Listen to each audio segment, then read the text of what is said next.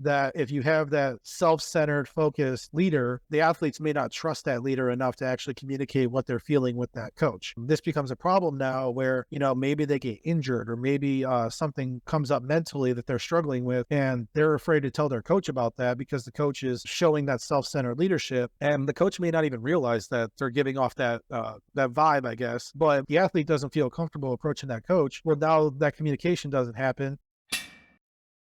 Hello, Michael. Welcome to Evidence Strong Show. It's my pleasure to have you. If you could briefly introduce yourself. Hi, Alex. Thanks for having me. So my name is Michael. I am a Marine Corps veteran. I used to be a paramedic. I played college football at John Carroll University in Cleveland, Ohio. I'm currently a strength and conditioning coach with the U.S. Air Force Special Warfare School in San Antonio. I'm also a weightlifter and a weightlifting coach, and I'm also a dad. So I think that's the resume there. Awesome. So we met before. We talked about the influence of music on performance, athletic performance. So if anyone is interested, please find this interview. It will be also linked in the show notes. And today we'll be talking leadership styles in coaching. So I think let's start with a brief introduction what a leadership style is and why should we care? Sure. In order to define what the style is, we have to kind of define what leadership is in general. Just to caveat here really quick, all of my sources are from leadership book and then heroic leadership, which, as I mentioned, I played football at John Carroll University, which is a Jesuit school. It's a Jesuit college, and the Jesuits are a sect of Catholicism, but they also believe in developing leaders at all levels. So I'm painting that picture because there's a few definitions of leadership I've been able to find that I think are very important to establish before we start diving into styles and different things like that. So the first one, leadership, comes from Northhouse.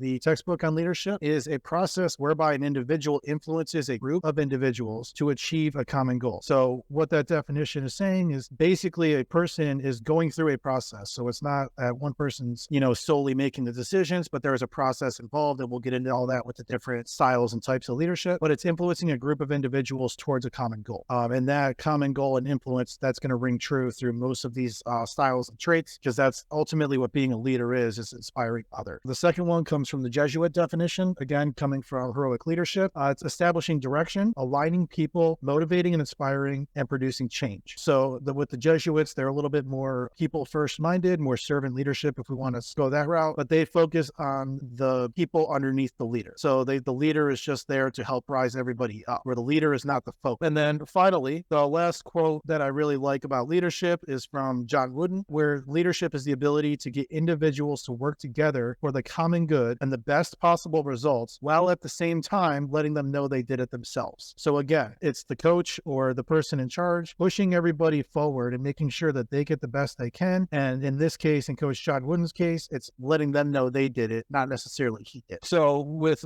those three kind of definitions of leadership kind of out of the way, a leadership style is basically the tools, the personality, the traits, the different things like that are used to accomplish these goals, are used to inspire people, are used to motivate, are used to uplift other people and push them towards their goals. Awesome. So with that in mind, let's jump into the styles. Awesome. So the different styles, there's types of leaders and then there's styles of leaders. So the types of leaders come down to a trait-based, a skill-based, or a behavior-based. Your trait-based leadership is the age-old common idea of you're either born a leader or you're not. You either have it or you don't. It's important to note that this omits followers. So this has nothing to do with followers. If you believe in a trait-based leadership type, you're not looking at the followers. The followers have no influence on that lead. It is solely on the leader and how they respond to different situations. This kind of goes against the three definitions that I just laid out, where leadership's a process that motivates others, and it's about the followers. It's uplifting the followers to go on about themselves. The positive of trait leadership is, as I mentioned, it gives you kind of a subset of skills that, when we look at somebody who's just a born leader, well, what qualities do they have? They're charismatic, they're intelligent, they're outgoing, all these things. Okay, can we take those and teach somebody how to do that and make them into more of with the next type of leadership, a skill-based leadership, where leadership is able to be taught or learned? What experiences do you have? What education? Your culmination of life experience and education coming together to make a decision in that moment, or a decision for those followers, or, whatever it is, through skills you've developed through that time. So you do need to understand. So if we talk about weightlifting, you can't just be somebody who's never weightlifted before or knows anything about weightlifting, but be a good leader and come in and be a weightlifting coach. You may be able to inspire inspire and lead and motivate. But if you don't have the technical aspect of it, you've never been on a platform. You've never been in front of the judges, in front of a crowd. You've never done those three snatches, 3 clean and jerks on a big stage. You just can't inspire your athlete in that moment in the back room, when they're about to go out and do that. This is arguable at different levels of sport, but ultimately within weightlifting, you have to have been a weightlifter or have done weightlifting to be a weightlifter. And I'm not saying be at a major level, but you had to have been on a platform at some time in order to have the technical ability of how does a warm-up go? What happens if you have a lifter drop out and now you're called up early? What happens if you have a lifter miss weights and now you're extending your time before you go? Like, what happens in all these backroom situations? If you've never experienced them yourself, it's different than just reading about them in a book. So that's technical skills. There's human skills, which is basically your interpersonal skills. How well are you able to talk with people and how well are you able to connect with people? So a lot of empathy there and a lot of communication skills as well. And then there's conceptual skills. So this is more of the big vision. So what are we looking at for the long term? So if you are starting up a weightlifting club and you have 1 or 2 athletes, are you good with just 1 or 2 athletes and you want to take them,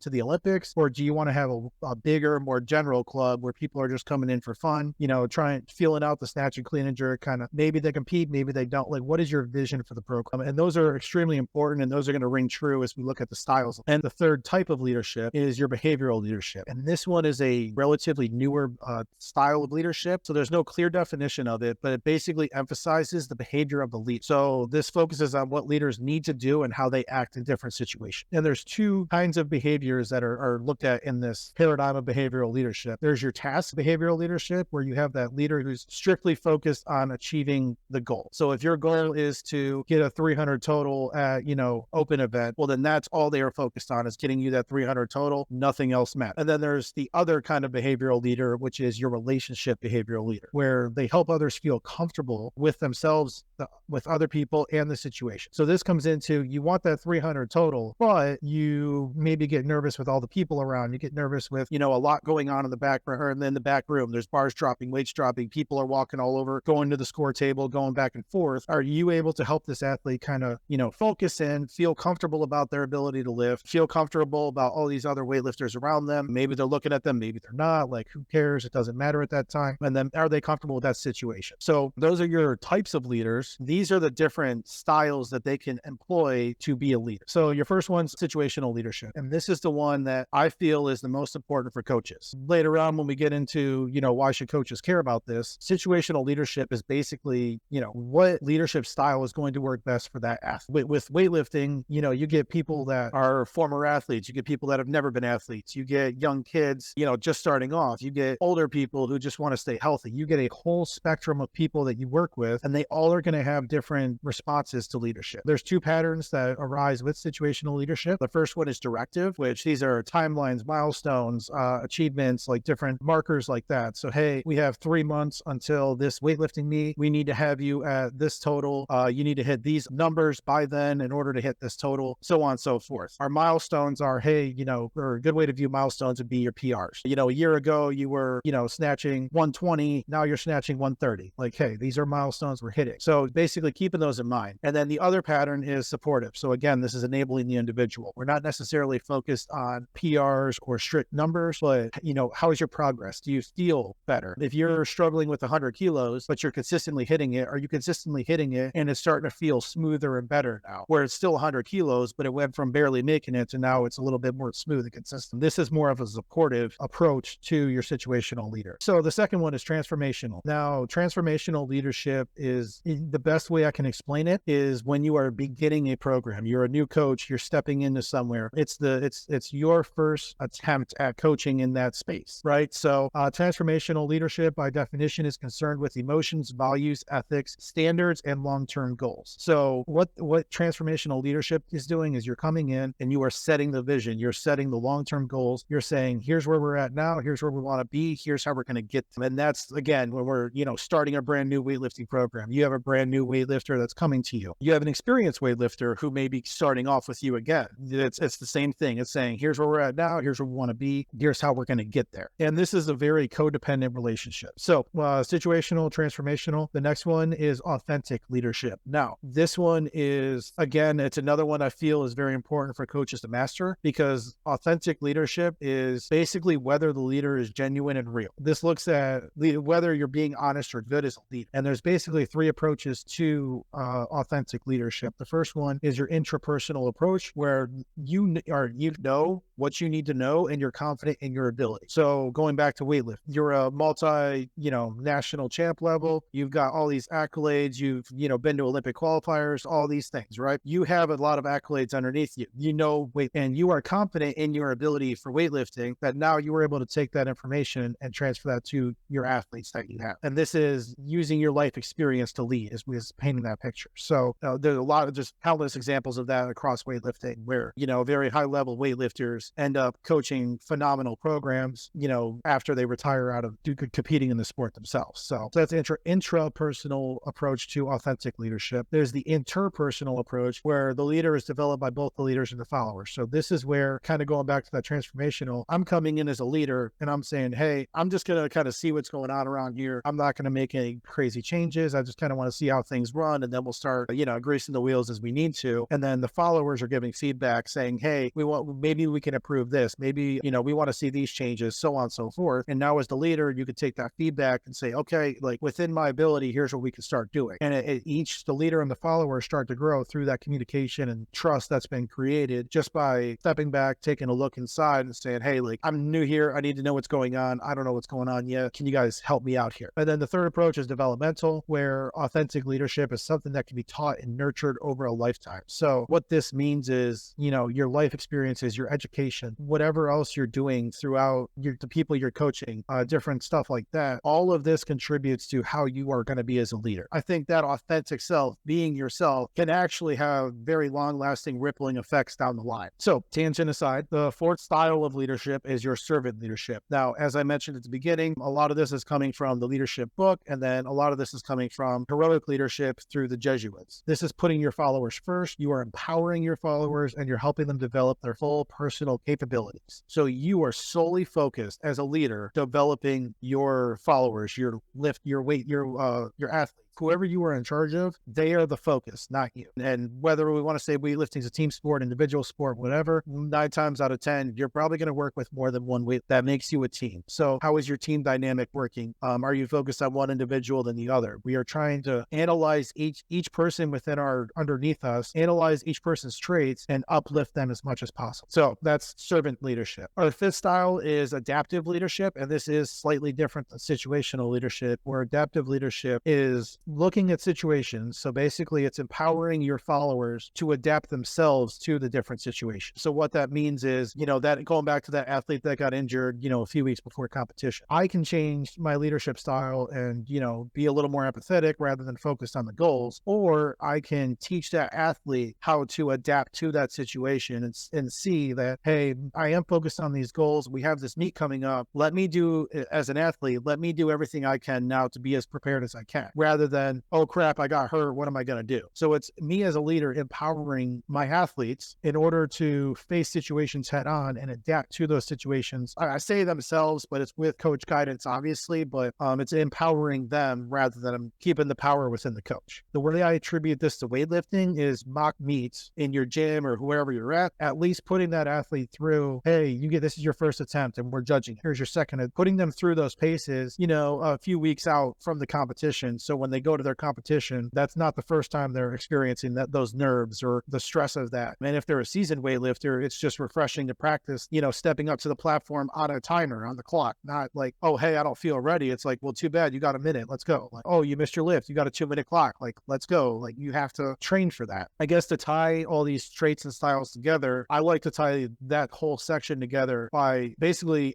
asking, so what determines a good leader? And there's just a few takeaways that I like to look at when in, defining what a good leader is a distinction between, are you leading or are you managing? As I kind of outlined, leaders are setting the vision and they're empowering their followers to, meet that vision through different employment of styles. People can be great managers. You can be great managers. You can, if you're director of a weightlifting club, you can be great with your budget, equipment, scheduling meets, whatever you're doing. You could be fantastic at that, but you could be terrible at inspiring your athletes. You could be terrible at, cueing certain technique flaws. You could be terrible at the personable side of coaching, but you could be a great manager. And there's nothing wrong with that. As long as you understand that if you were in a leadership position, you do need to actually ask yourself, are you being a leader or are you being a manager? The thing with figuring that out is it lies in your interests. The second determination of a good leader is, what is your priority? So you've established you're being a leader, but your priorities may not be, you may not know what your priority is. So as I mentioned, all the models emphasize for the need of the group and the leader to work off of each other. Leadership is a mutual relationship. So without followers, there is no leader. Without a leader, there really aren't any followers. So what happens here is if you're after power or you're, self-interested, it's like, hey, I want to develop my athletes so I can say I went to the Olympics, or I can say my athlete got a gold medal. It has nothing to do with them. It has to do with me. Well, that's going to reflect in your athletes, and that's going to reflect in, the athletes are going to be stressed out all the time. There's going to be high expectations. They may be unrealistic expectations. Your athletes may be giving you feedback, or they may not even trust you enough to communicate that feedback with you, but they may be giving feedback that's like, hey, I don't really want to be part of this program. I'm not really interested in this, blah, blah, blah. And then that's going to be evident if you are power seeking or if you're only interested in propelling yourself forward. Could we answer the question why even coaches should care? Oh, absolutely. Because you can just come to the gym and do whatever. It's possible. As long as your program is accessible, it will probably work at some level. Why coaches should care about developing themselves into good leaders or great leaders? Oh, absolutely. So why coaches should care about their leadership style? The first one is obviously performance. If you are honing your communication, your personality, your traits, your skills, if you're honing your leadership ability, you're going to be more precise with cueing. You're going to be more precise with how your athlete responds to cueing. So maybe you have an athlete that, wants feedback every single rep, or you have an athlete that just wants feedback at the end of the workout altogether. They just want to keep going and keep going. If you give that first athlete and you don't give them feedback every rep, they might start getting frustrated and start analyzing it themselves, and then they start messing up. And we've all been down that trail. Whereas if you start giving that second athlete, cues every rep, they might start getting frustrated with you because they just want to feel it out or whatever they're thinking, but they don't appreciate that kind of feedback. So understanding what type of leader you are and how you give feedback, in that case, you're going to improve your performance overall. Another reason is your communication and trust. So I mentioned with the previous one that if you have that self-centered, focused leader, the athletes may not trust that leader enough to actually communicate what they're feeling with that coach. This becomes a problem now where, maybe they get injured, or maybe something comes up mentally that they're struggling with, and they're afraid to tell their coach about that because the coach is showing that self-centered leadership, and the coach may not even realize that they're giving off that vibe, I guess. But the athlete doesn't feel comfortable approaching that coach. Well, now that communication doesn't happen. Let's say athlete goes on, on the stage, hits their lift, and something, they get hurt for some reason, and the coach gets mad, and the athlete's like, yeah, I've been struggling with this for a few weeks, and now it turns into a problem. So I want to emphasize with communication and trust, your words matter. So the same thing with cueing, where we have very specific cues for whatever aspect or technical component of the lifts. The words you say that are not cueing also matter to that athlete. So if the athlete's like, hey coach, I want to, I feel like doing some squats today, like, can I squat today? And you're like, yeah, I don't really care, go ahead. Well, the athlete now may hear, well, I don't care about what you're doing or your performance, so just do whatever you want. And further down the rabbit hole is, that athlete may start thinking, coach doesn't care about me as an athlete. Your words do matter. Even the words that you're not thinking about as a coach matter. That also goes for unspoken communication as well. So weightlifting coaches tend to have a certain stance. It's a little meme that we have, but the way you're portraying your nonverbal communication, right? So if I'm watching a lifter and I'm just here like this, and they hit a PR and my face doesn't change or anything, how is that lifter going to respond? Is that like that lifter's going to be like, well, was he satisfied with that? Does he want more? Like, is he not happy? Like, what's going on here? And now, again, we're going back to, well, maybe that coach doesn't care about me or doesn't care about my progress or my achievements, wherever their heads want to go. But your unspoken communication matters as well. So just being aware of that as the leader, as the coach that's up there, and being or understanding your leadership style and practicing your leadership style is going to open up more communication and trust between you and your athlete in that regard. Do I understand correctly? The style of leadership should ideally be adjusted to the situation or the athlete needs at the moment? That is what's generally accepted, yes. So throughout the different texts that I reference, it's generally accepted that no leader should be set in one strict style. That used to be the old paradigm where, a CEO would have an iron fist and run everything to the T. That just doesn't seem to be the case anymore. Based on more, people being more inquisitive, people want to know why more empathy-focused training. There's a lot of person-centered approach to leadership now. And as I've mentioned throughout this period, there's no one leadership style to fit everybody. The best leadership style to fit everybody is situational, which utilizes, different leadership styles. So if that answered your question. Yes. So now the next question that follows is how to develop that. Because as a coach is starting their coaching career, they have some strengths. They will probably have some weaknesses. How a coach should figure out where they are lacking or where they are strong and how they should go about developing themselves into other areas. So the best advice that I could give on that question is, one, self-reflection. And that's a very common theme through both the Jesuit text and the leadership text. If you don't know what you don't know, then you're not able to improve on that. So self-reflection. How do I feel when I'm speaking in front of my athlete? Are there potentially insecurities that I am trying to cover up, right? So maybe I'm projecting myself as a big authoritative person because I'm insecure about my position. Different stuff like that. The next step for that young coach would be ask for feedback from people, from your athletes, from people above you, from other coaches. Get as much feedback as you possibly can and actually be receptive to that feedback. So if you get told, hey,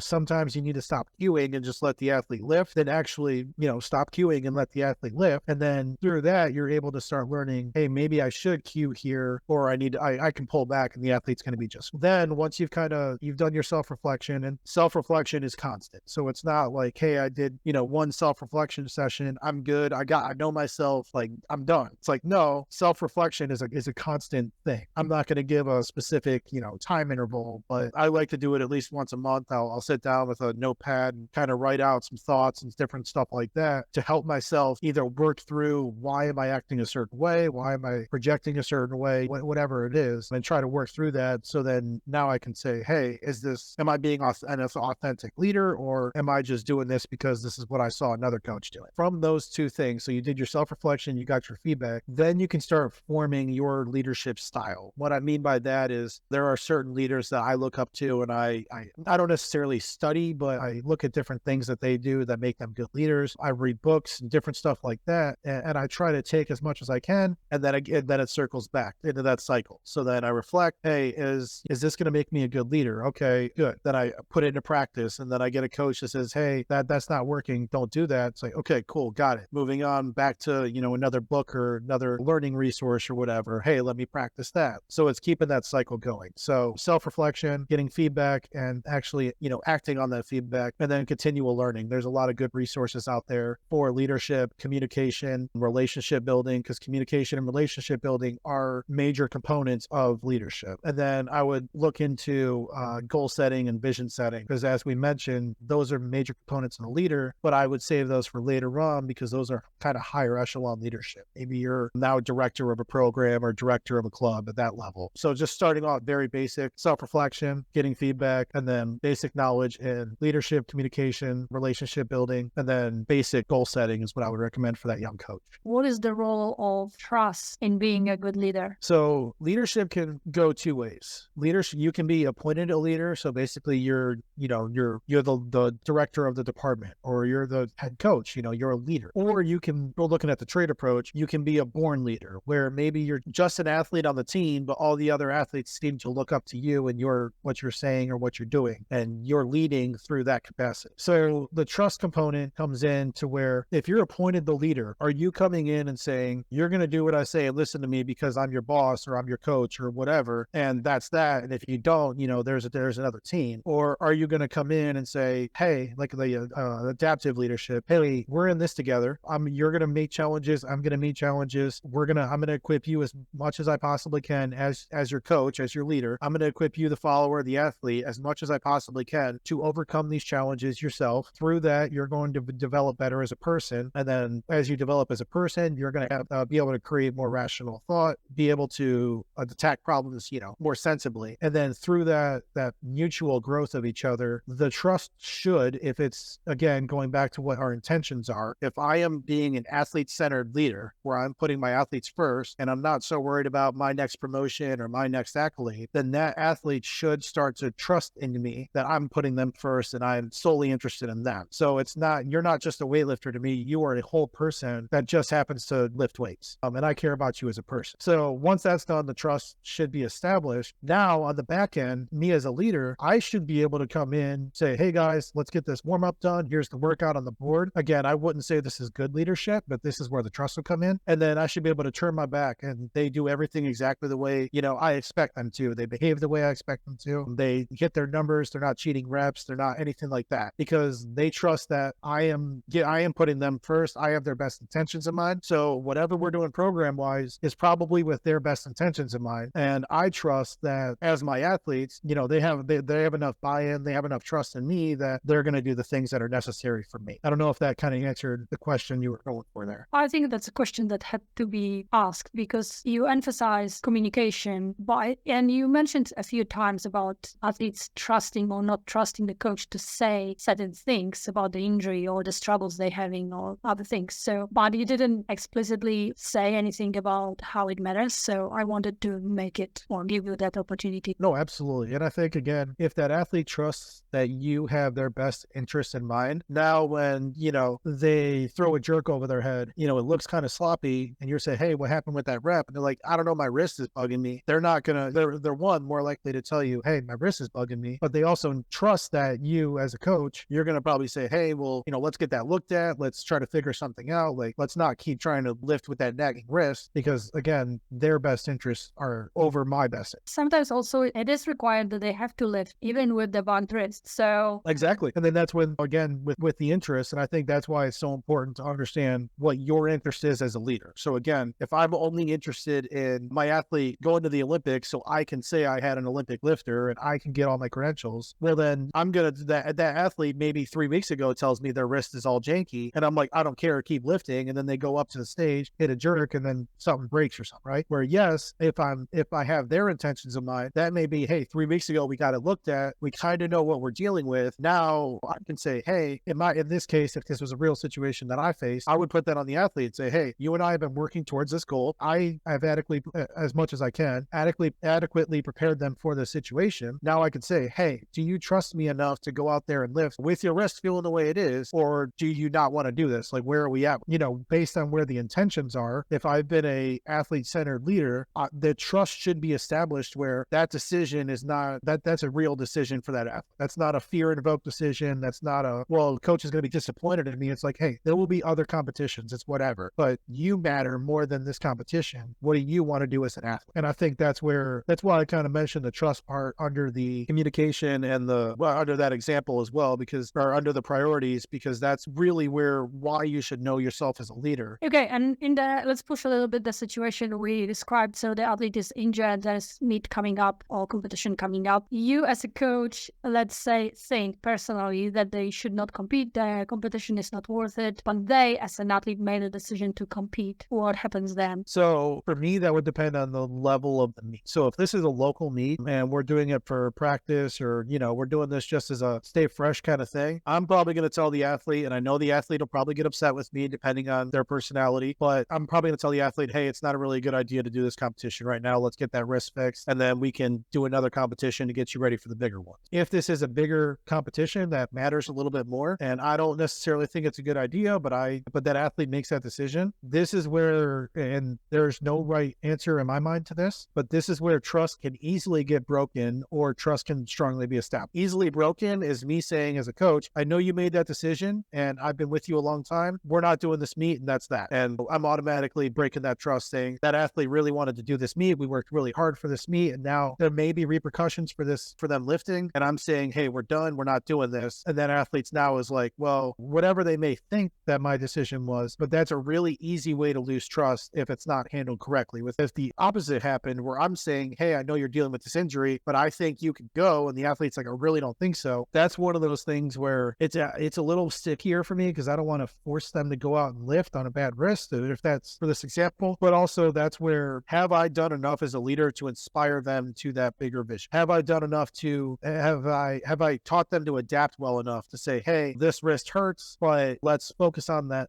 keeping that wrist a little more stable rather than letting it fall back or whatever the case is. Let's change that technique ever so slightly so maybe it hurts a little less and we can see what we can do out. And that's where, if that trust has been established, the athlete may just say, okay, I trust your judgment. Let's get after this. I have a question from an athlete perspective. So you mentioned your own example, looking for a coach. How important it is for the athlete to find the right coach with the right leadership style? I think it's everything. Because there's a lot of aspects that go into team dynamics. And if you are looking for a coach, your coach may be the most knowledgeable weightlifter, the most well-respected coach there is. But if you don't match with their leadership style and they aren't adapting to that, to you as an athlete, they want you to adapt, you may not perform as well as finding that coach who may not be as knowledgeable, but teaches you in a way or leads you in a way that you're receptive. So to me, finding the right coach for you as an athlete is more important than the knowledge or the experience of that coach. And I say that very carefully because you still want to have a coach that's knowledgeable. You still want to have a coach that's experienced. But, if I don't want to sacrilege here, but if I use Abajev as an example, his coaching style is very notorious. And it was a very high volume, high intensity, if you get broken, replace with the next one kind of style, which if you can survive in that environment, you will be an excellent lifter. Awesome. But if you can't survive in that environment, that doesn't mean you're not a good lifter. It just means maybe that style is not the best for you. So John North, for example, his style and the calisthenics style with Dave Spitz bringing Abajev over back in the, I want to say early 2000s, and then Glenn Penley being there as well, is a very Abajev directed program where it's very high volume, high intensity. There were frequently days where it's like, hey, program says 3 singles at 85%, and if the fire's hot, keep going. Like if you hit that 85% and you feel good, go until you can't. And it was you were frequently PRing, you were hitting big lifts almost every day. You felt like crap at first, but then your body adapted to it and you were hitting those lifts. However, that's not for everybody. There are people that just want to come in, learn the technique of the snatch and clean and jerk, and they want to feel athletic about it. They want to feel good, but they may not want to push and go heavy every single day, and that's okay too. So in that case, maybe John wouldn't have been the right coach for them. Maybe Abajev wouldn't have been the right coach for them. Maybe that local CrossFit coach who isn't the most knowledgeable in weightlifting, but they're kind of generally in everything, but they have that personality that, they really want to teach you how to do this. Maybe they're the better coach for you, and that's totally okay. You can still be a good weightlifter from that coach as well. And I think it's just really unfortunate that anybody would leave a sport because of one coaching style or one coach or one team this happened, and they weren't able to just adapt and go to a different team. They just quit the sport altogether because of that experience. So I really think it's important that you find the right leadership style for you as an athlete. So I just want to pick up on something important. I think you said that adapting sometimes means leaving this team and this coach and going somewhere else. Yeah, I mean, absolutely. If there's two cases of adapting with that. One is as the coach and one is as the athlete. So if as an athlete, the leadership style is not fitting, or maybe you have a physical limitation and your coach doesn't know, they only know how to teach a snatch one certain way and they don't know how to adapt to that limitation, whatever the scenario is, it is a hard decision to make, but you should be adaptable to find a different coach, or at least have that discussion with your coach and say, hey, I'm thinking of finding a different coach or a team because of X, Y, and Z. And then maybe again, that coach doesn't even know they were doing that, or they weren't aware of that. Or they say, hey, I've been a coach for 20 years. This is who I produced. I've done it this way the whole time. If you don't like it, sorry. And I mean, there are those coaches out there. So I think it's important as the athlete, again, to find the coach that you are able to work with and that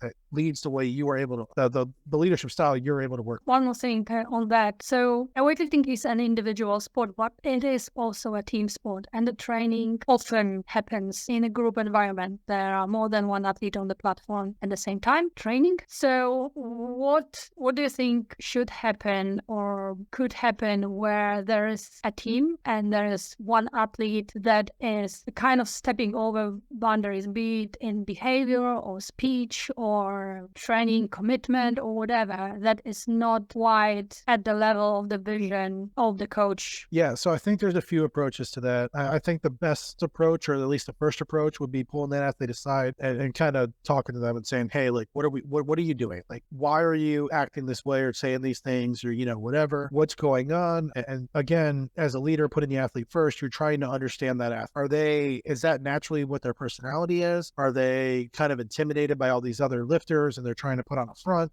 trying to get to the root of why they're behaving that way. And then, either addressing it then and there, saying, hey, like, it needs to stop, or is it something, me as a leader that I'm doing wrong, or is there a misunderstanding of how this team operates, whatever the case may be. But ultimately getting to the root of that athlete and understanding that athlete, I think should eliminate a lot of that. If that's been done and the behavior continues, and that may just be the way that athlete is, the older school mindset, and I'm not necessarily saying this is incorrect, would be to say, this is the culture, this is the vision, get on board or get out. And I'm not saying that's incorrect, because if you are in organizations, so let's go to like college athletics, for example. If you are in a college football program like Alabama, I've read quite a few of leadership styles of Nick Saban kind of books and stuff like that. That's very, very much how he runs his program is, here's the culture, here's the expectations. If you don't meet it, get out. And they are very notorious for having a high culture, or a good culture with high performance, and high performance both on the football field and as individuals later on in life as well. So they're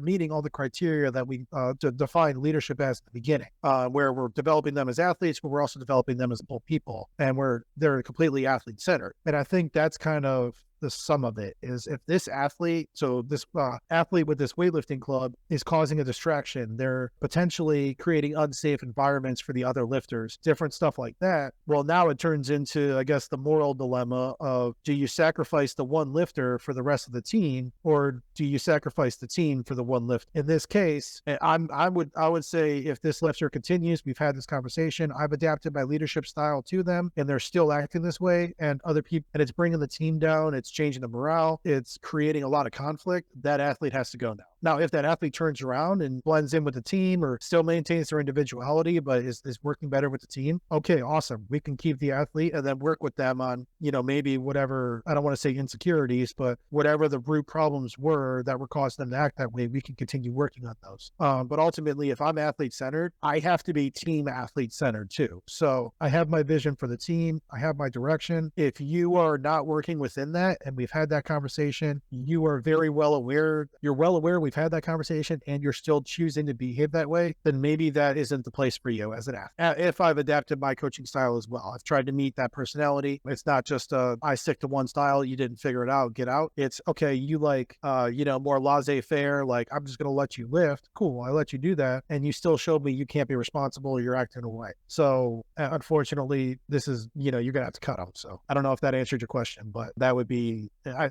don't know if there's a one right answer, but that's kind of the approach I would take. Okay. Another question that came up when I was listening to the styles. So as a leader or as a coach, should you decide which style you want to embody, or it should kind of come up naturally as you go? So this is back to the trait, skill, or behavioral, I don't want to say debate, but it's kind of a debate among the leadership scholars, I guess, whether you're born as a leader, whether you can be taught how to be a leader, and then how you behave as a leader during different situations. I like to think that your natural leadership kind of comes out, I guess, as we're saying it. You can pick a style and say, I'm going to be authoritarian and everybody's going to do what I say and we're going to do it exactly the way I say it. And that may work for a little bit until you get to a point where you don't know what to do anymore, because that's not really who you are, or your team team sees through that because that's not you being authentic. So I think a young coach starting out, or if you're a coach stepping into a young program, and this is kind of how I've described this in the past. If I were to go to a high school right now that's never had a program before, and they said, hey, we need you to come in, build a strength and conditioning program or build a weightlifting team, whatever. Okay, well, I'm going to be transformational. I'm going to say, here is the vision, here's the direction we're going to take, here's how we're going to do that. And then I'm probably going to be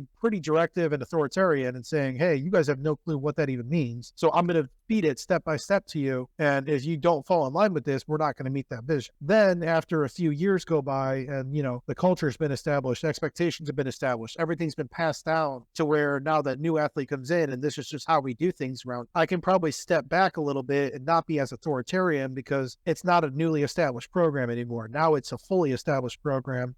All the expectations and everything are set in place. So now I don't need as much hands-on. I don't need to be directly involved. I can step back and look at general operations now and say, hey, on Mondays we go hard. On Tuesdays we do technique. Wednesdays we do this, whatever, big Fridays, whatever. This is just what we do. So now my leadership style is going to change again because I'm going from transformational authoritarian, if we want to go like more spectrum, to maybe a more laissez-faire, more, hey, you guys got this, go ahead and run it. Here's the workout. I'm going to work on technique and stuff like that. And then, hey, another program calls up. We like what you did there. Come start one up. Okay, cool. I'm back over there. Now it's back to transformational authoritative. So it's, I firmly believe everybody can be a leader and everybody has a natural leadership style. I also believe you can learn other leadership styles, but again, those are going to be learned styles. So it's like speaking second languages. You may be very fluent in other languages, but you're still more likely to notice that's not your native language or your first language. So it's the same with the leadership styles. However, again, to reemphasize this, is very important to at least dip your toes in all the styles because you need to be adaptive to where,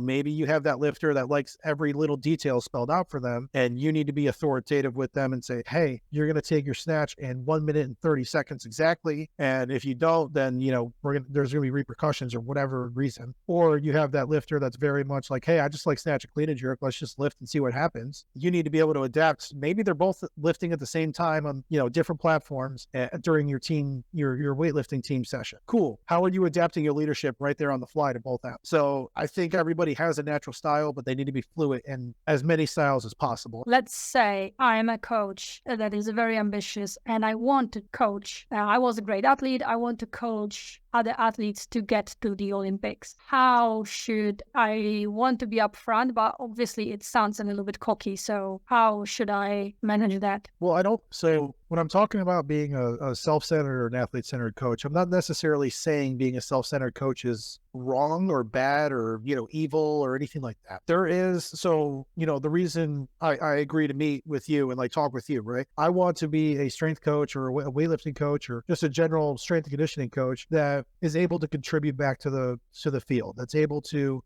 maybe that young weightlifter watches this podcast and I'm able to give them something that helps them develop as a coach. That's pretty self-centered if I want to say it that way. Like I want to contribute to the field. I want people to hear what I say, stuff like that. However, I'm not doing it in a way that's like, hey, look at me, look at what I've done. I haven't really said anything about my accomplishments or accolades, but it's still, I'll get, recognition, I'll get publicity, whatever. It's still self-centered, but I'm doing this in a way that may help another coach later on down the line, which in this case would be my athlete. So that's athlete-centered focus. So I don't think there's anything wrong where, if I was, me as a weightlifting coach, if I had an athlete come to me and say, I want to go to the Olympics, and I said, cool. I'd be cool if I produced an Olympic athlete. Yes, that is me having that self-centered thought or whatever. And I said, hey, I'm going to produce an Olympic athlete. I think there's a lot of power to that self-affirmation too, saying I am good enough to produce an Olympic athlete, right? So now I'm saying like, hey, I'm a good enough coach. I'm going to act like a good enough coach. I'm going to start, maybe the athlete surpasses my knowledge and ability. So I'm going to go find a coach that's better than me. And I'm going to learn from that coach, making me a better coach. So I don't want to say I don't want to make self-centered coaching sound evil or bad, but if you are, I think what I'm getting at with the self-centered coaching is if you've already got multiple national level athletes, you may have a few international level athletes, and now you are strictly focused on yourself and saying, I did that, I'm the best, like, look at me as a coach. Now your athletes are going to start suffering because you're only interested in producing your next number up there. And I think that's where it becomes dangerous dangerous in that respect. So I don't think if you're a young coach and you're coming up saying, I want to produce an Olympic weightlifter, well, good. I mean, that tells me, like,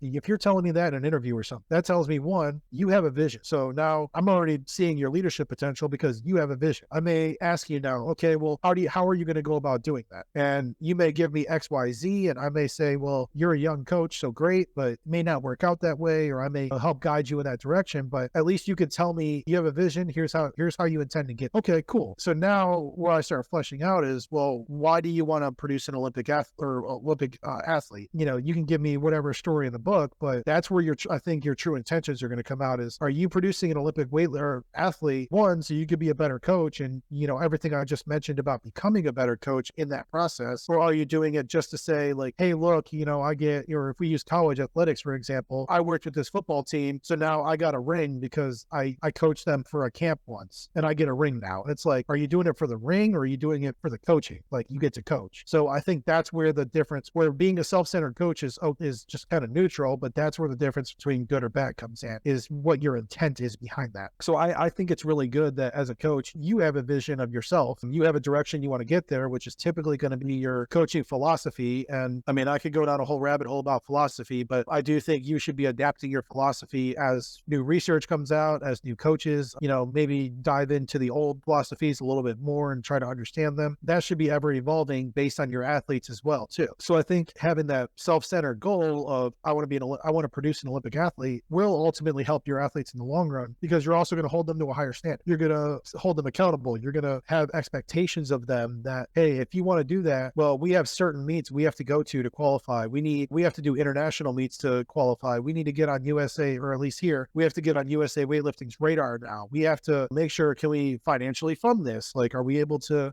pay for all these meets and everything that's required for that? Are you in a situation to go to the Olympics? Maybe you have a family. Maybe you're, working a 9-to-5 job and you're like, I want to be an Olympic athlete. Cool. Do you understand what that's going to do for your job? Do you understand what that's going to do to your family? The actual commitment. So I think as a coach, having that, saying, hey, I want to produce that athlete, cool. I think it's just keeping those intentions clear are what really matters for that young coach, is why do you want to produce an Olympic athlete? Okay, thank you. I have another question. So let's say the coach has an athlete coming in and they seem to be developing really, really fast and really, really well. They are maybe the best athlete they have at the moment in the club or gym or program. And now how they should go about because obviously the more attention from the coach the athlete has, potentially it's better for them, but there's also a team on the other side that needs the coach to how to go about balancing these. Well, and I think that's a tricky one, because I think that's where having your vision and your direction aligned come in. But also, if you have that athlete progressing, maybe it turns into, okay, well, we already have 10 athletes on this weightlifting club. We can't bring any more on because we need to still focus on the team, but I need to give extra focus to this athlete. And if I have any more athletes, now I don't have enough energy or focus to spread across. I think it's being real as a coach and truly understanding your limitations and your abilities to say, hey, like, if I have that really high level athlete, but I also have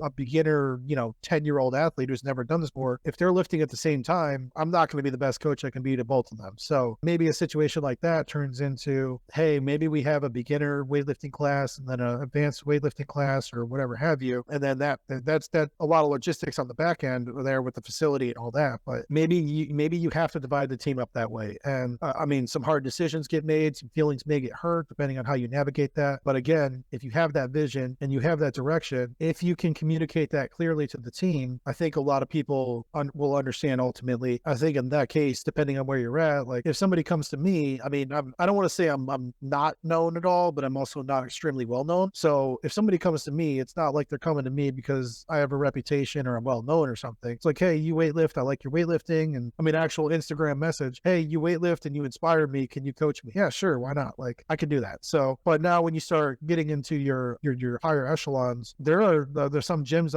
I've talked to and I've been at for competitions and stuff that are very prominent gyms. Talking to them, yes, they have like their general weightlifting class, or for people that are just kind of interested in it, they have like their weightlifting team, and then they have like their competition team, and it's very divided. They have certain coaches with certain groups, and it's a business within the business, and it's very structured. So I think in that case, that would be the best approach, to say, hey, like, this athlete needs one-on-one training, maybe personal training training's not what they want. They still like that team dynamic, but it may be time to start considering options like that. I know going back again, John North with the Cal Strength Wonder years there, they were notorious for their, lifting partners. And Glenn Penley believed that pairing up the lifters, so John was with Donnie Schenkel, that brought the best out of both of them. So now me as a coach, I may have 12 lifters that are paired up. So I got 6 groups now I need to keep an eye on. One, you only have one lifter going at a time, like per platform. So maybe I only have 6 people to watch instead of, 12 or 8 or whatever's going on. But 2, I can watch one lifter down here. And I know that if John over here is screwing around, Donnie's going to hold him accountable because they're partners. They're accountable to each other and they're lifting at the same ability or better, or maybe one's better than the other slightly, and they're pushing each other to be better. So I could say, hey, I know that if he misses a snatch for some reason, somebody over there is going to see why. They're probably going to give a little feedback on why. And then I can come in on the back end and say, well, based on what I'm hearing, or everybody's got a cell phone now and taking video. So I can watch the video back and say, oh, hey, here, you just didn't finish extension through your hips. That's why you missed the bar forward, because you didn't finish triple extension there. So I think it's not necessarily a problem with that lifter, with that one lifter excelling. You could just, I think in that example, just partner up, start having lifting partners, hold each other accountable, elevate the whole team as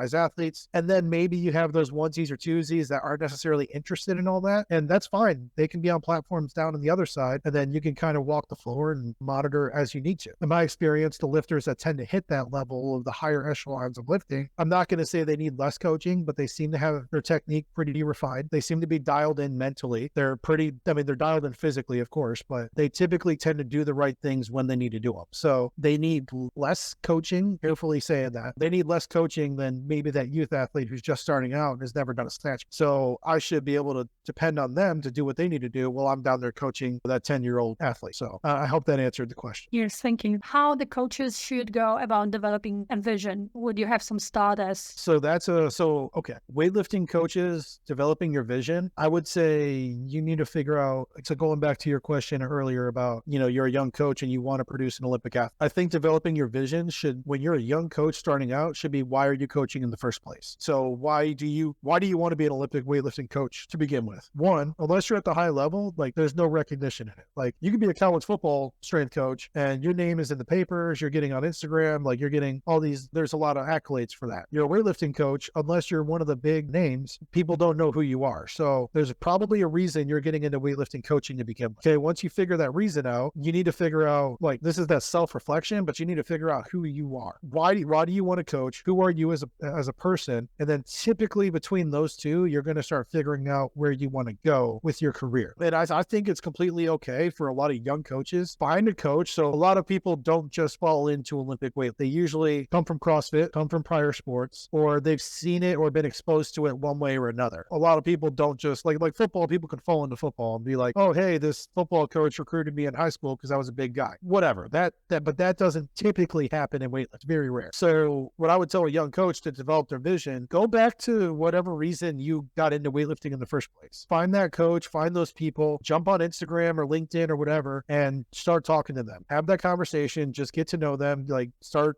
talking to them. I don't want to say study them, but understand coaching philosophies, start learning different styles of coaching, or different philosophies of coaching. So what is the difference between, block periodization versus a triphasic periodization versus, Bulgarian style versus German block, like all these different programs. What are they? What do they matter? Okay, cool. But what coach employs this? Oh, that coach is doing this in this phase. Why? Okay, cool. Once you start figuring all that out, now you can start saying, okay, well, I want to be this coach and I want to understand, I want to have these accolades or whatever. And now you're starting to align. Okay, ultimately, this is who I want to be in the, 50 years or 30 years, whatever. This is who I want to be. And here I am right now. Now, this is the vision. This is all the direction I got to take. And I think that's in between all that direction is all the substance of talking to the coaches, figuring out different programming styles, all that kind of stuff to figure out, do you actually want to produce an Olympian? Do you understand what you are saying as a coach when you say, I want to produce an Olympian? Or do you just want to teach the snatch and the clean and jerk and hang out with a bunch of weightlifters for 2 hours? Like, neither one is wrong. I mean, my first weightlifting coach was, in all sense, he was a bro. He would sit there, 3XL hoodie, super oversized hoodie, hood up and flip-flops. But the dude was a genius in weightlifting and he could tell you every weightlifter total, the whole history of the sport. And he was a genius, but he just liked to sit there for 2 hours and hang out with weightlifters and like just lift weights. Like that was it. That's all he wanted to do. He didn't care about producing a national lifter internationally. He didn't care. He just wanted to coach weightlifting, which I think is completely okay. So I think just knowing yourself, knowing, going back to the whole topic of this podcast here with the leadership, is knowing yourself and knowing your style, knowing your abilities will all point you to that vision that you're going to have ultimately. Most young coaches, and I say most because there are some, won't just be thrown into their own program and say, here you go, have fun. A lot of them are going to be under coaches and are going to be interns, GAs, whatever have you, where they're going to work underneath somebody who is going to have a vision, and they're going to be able to say, well, this is that coach's vision. Do my values and everything like that align with that vision? Well, maybe I liked some of it, but I didn't like all of it. Well, what would I change? Okay, I would change these things. Well, now I'm keeping these, but I'm changing these. So now this turns into what my vision. So I think it's just important to expose yourself as much as you can. I mean, the old trip there is no failures, only lessons learned. I think there are no bad coaches. Well, there are no bad coaches, just coaches that are teaching maybe unorthodoxly, and there's still stuff to learn in that style, right? There's a lot of criticism on John where they say you can't go heavy all the time every day. Eventually you're going to break. Well, I mean, I was with him for 2.5 years and we went heavy every day and I didn't break. Like, it was regimented. It sucked a lot of times, but I've lifted the most I've ever lifted. I felt the best I've ever felt, where there's a lot of, especially USA weightlifting, where coaches are like, we need to stay between that 70 and 80% because that's where technique gets built. And, there's all these scientific rationale, which, don't get me wrong, I'm all about. At the end of the day, weightlifting is just weightlifting. We need to lift weights. So, there's something to be said about throwing a bar over your head and, having some fun. So I think it's just important to, again, expose yourself to as much opportunity, as many people, as many resources as you can. And over time, when you're finally in that position where you have your own team, you're going to have a relatively good vision for what you want your team to be. I hate to sound that way as like, it'll just come to you, but it'll just come to you. So. Okay. So let's say the coach had a vision, started the team, the things are going horribly wrong, and how now, and obviously not working for any reason, how they should go about changing the vision, I guess, and how the things are running. I don't necessarily think they would. So it would depend. We'd have to look at why things are going wrong. The vision might necessarily not be what's wrong. So if I say, I want to be a national level coach, let's just say that I'm a level 2 coach. I need 2 national qualifier athletes to be a national level coach. So if my vision is to be a national level coach, all my athletes suck for some reason, my vision might not be wrong. I'm not saying being a national level coach is wrong, but I need to look at the approach I've taken to get there. And again, so if we're talking about leadership now, have I been so focused on being a national level coach and producing a national lifter that I've neglected the athletes themselves? And I've been so focused on, hey, we need this total at this meet to get you qualified for nationals. Everything else, I don't really care. We need to focus on that. That's why my athletes suck, versus the vision of, being a national coach or whatever, or having a national team like, hey, all my athletes are nationally ranked. That's not a bad vision to have, but that may be going wrong because I'm not a good coach or something, like I'm inefficient in teaching the snatch, or I'm inefficient in teaching the jerk or something, and all my athletes miss their jerks, or I'm terrible in the back room and I don't warm them up appropriately. The vision itself isn't necessarily the problem with being a national level team. It's something within the direction there that I need to fix, that as a coach, or my athletes need to fix as a culture, which ultimately the culture is on me as a coach. I don't think necessarily the vision is what would change. I think it's the direction you're taking to get to that vision. So I think once you've established your vision, that's kind of who you are as a coach and who your program is. I think if you're not getting to that vision, then there's probably other things you need to work on other than changing that vision. I don't know if that answered the question. Yeah, that's fine. I think once you establish the vision, if it's done correctly, you should say, this is where we want to be. We want to be a nationally ranked team. So here are the standards, here are the expectations. And then,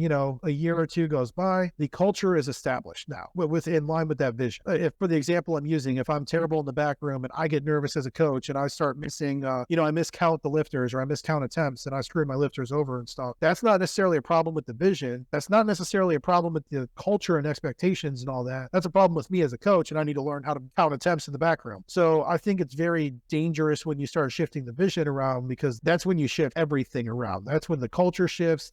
Maybe that needs to happen, but I think that's a very last resort thing that needs to happen. I think you need to look at you as a coach first, your athletes second. Maybe it's the organization you're renting out of a CrossFit gym and they only let you have 12 to 2 as your weightlifting time, and you only get 2 athletes because nobody else can make that time, and you want to have a nationally ranked team. It's like, well, the nationally ranked team ain't the problem. The CrossFit gym giving you 2 hours in the middle of the day that nobody can meet, that's your problem. So I think that the vision changing is the absolute last result. And then then again, you have to reestablish what your vision is. And if you've already established a vision, you've probably been coaching for quite a few years. You've put some thought in. This is from your experiences. You've done a lot of self-reflection. And now it's like, hey, that vision ain't it. It's like, well, what does that mean for me as a coach, me as a person? Like, all this time's been wasted. Do I even know who I am? You could just go down the whole existential crisis there too. So I think changing the vision is the absolute last resort. You want to change a lot of other variables before you start attack vision. I mean, as long as the vision is aligned correctly, the vision needs to be a sound vision. Let's say the coach got there. So they have a national level team. The things are going great.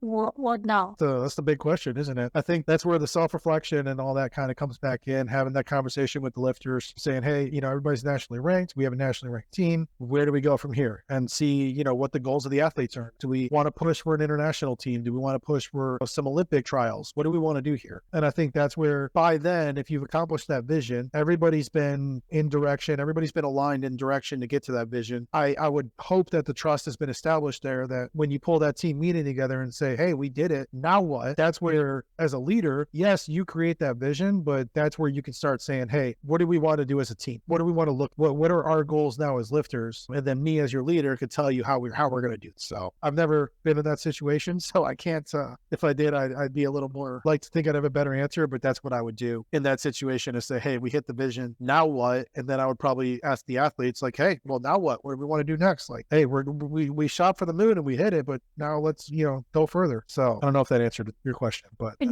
does. The approach I would take is just put it in the athletes. Again, athlete centered. It's not about me, it's about the athlete. Yeah, I think it's good. I do want to leave with the one thing that I was told very early in my career. So my career started a little unorthodoxly.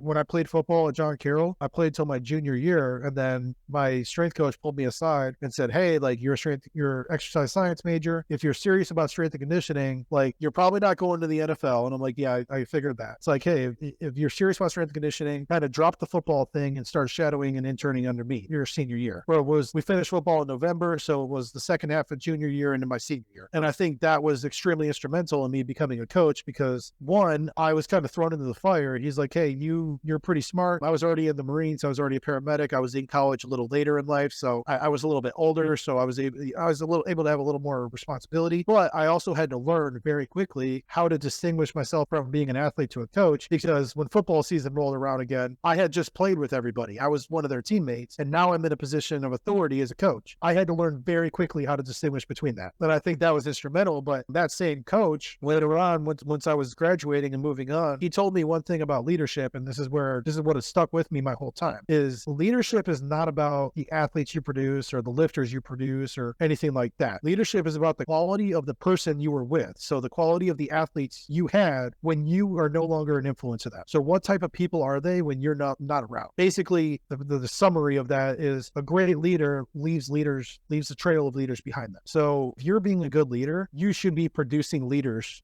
yourself. And these leaders should be, I'm not going to say, images of you or mirror images of you, but they should have a sense of what they're doing as a leader. They should, if we're talking exercise science, the interns I bring on, they're going to be very knowledgeable in exercise science concepts. They're also going to have spoken in front of somebody before. They're going to have spoken in front of a large group before, whether that's in front of a team, in front of a board of coaches or executives or whatever. They're going to do the things that they're going to have to do eventually in their career under my watch, so I can give them feedback like, hey, I know you speaking to the board of trustees is not something you were taught in exercise science, but when you need a new weight room design and you need like 12 new bars and you need money, who do you think you're going to be talking to? You're going to be talking to boosters and sponsors, the community, about why it's important that your program gets this and what this program is going to do, benefit the community, and so on and so forth. Exercise science is like 1/8 of what you do as a coach. Here's everything else that you're going to do with interpersonal skills, communication skills, relationship building, all the stuff that's left out of exercise science curriculums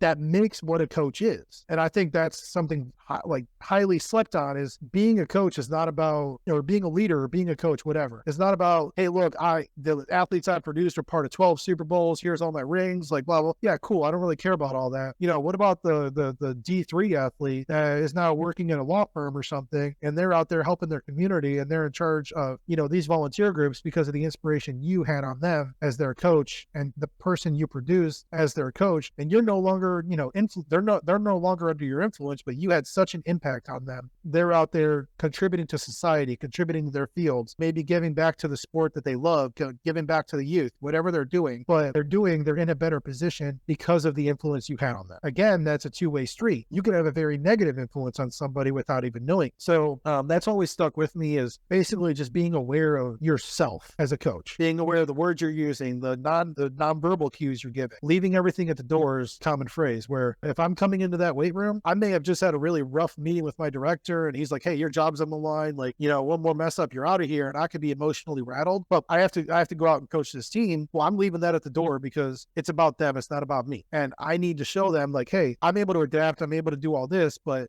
I need to be your leader right now. And I can't let that other stuff bother. So I just kind of wanted to close with those words of wisdom there from my coach, passed down to me, passed down to whoever gets to hear this now. So again, a great leader leaves a trail of leaders behind them. I think that's all I had. Awesome. So last two questions, favorite lift and why? So favorite lift is the snatch, because it is so technical that when you get it right, it is the most amazing thing in the world. Like, it's so snappy, you feel awesome, it's athletic, and you're like, yeah, let's go. And then when you get it wrong, you're just like, okay, like it's so dynamic. But it's definitely the snatch, because once you get it right, that feeling of just aggressively ripping that bar from the floor, making that full extension contact, snapping down and getting that lock is just, okay, yep, I'm doing this right. It lets you know your progress. And plus the snatch is fun. The clean and jerk is just work. Snatch what you can, clean what you must. I'm not there to work. I'm there to have fun. So let's just snatch. And if I just don't have time for clean and jerks, whatever. Sorry.